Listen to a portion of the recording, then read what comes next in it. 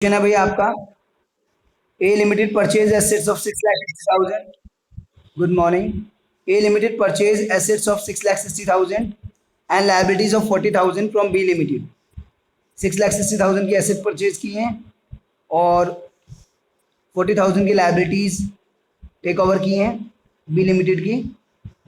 A limited paid 10% of the purchase consideration in cash. Purchase consideration का 10% cash में दिया है, बट ये गिवन नहीं है कि परचेज कंसिडरेशन कितना है.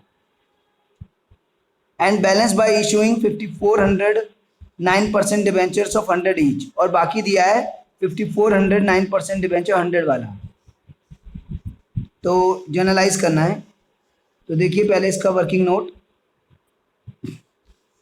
5,400 डिबेंचर्स ऑफ 100 ईच, ये हो गया आपका 5,40,000.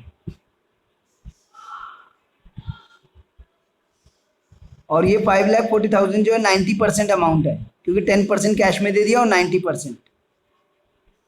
तो 90% ऑफ परचेज कंसिडरेशन ये है, क्योंकि क्वेश्चन में गिवन है कि 10% हमने कैश में दिया है. तो 10% कैश में दिया तो 90% हमने डिबेंचर्स के थ्रू दिया है. और वो हमें गिवन है कि 5,400 डिबेंचर 100 वाले एट पार, यानी 5,40,000. तो 5,40,000 किसका 90% होता है कैलकुलेट करने के लिए? 100/90, ये आ गया 6 लाख, यानी कि 6 लाख का परचेज कंसिडरेशन है. तो परचेज कंसिडरेशन हमारा आ गया 6 लाख का. तो अब फर्स्ट एंट्री पास कर लेते हैं. एसेट्स हम ले रहे हैं 660 की और लायबिलिटीज ले रहे हैं 40 की. तो नेट होता है 620, लेकिन हम परचेज कंसिडरेशन कम पे कर रहे हैं तो कैपिटल रिजर्व, ज़्यादा पे करते हैं तो गुडविल. एंट्री बनेगी sundry assets to sundry liabilities to be limited और टू कैपिटल रिजर्व.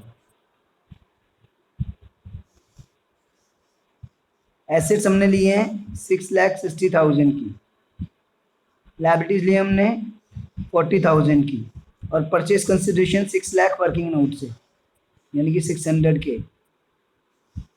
तो 20,000 जो है कैपिटल रिजर्व में चला गया. तो परचेज कंसिडरेशन नेट एसेट्स की वैल्यू से कम होता है तो कैपिटल रिजर्व क्रेडिट हो जाता है, और नेट एसेट्स की वैल्यू से ज़्यादा होता है तो गुडविल डेबिट हो जाता है. अगर परचेज कंसिडरेशन 6,50,000 होता तो नेट एसेट्स तो 620 की हैं, तो 30,000 गुडविल में डेबिट होता है. इन दैट केस यहाँ पे कैपिटल रिजर्व.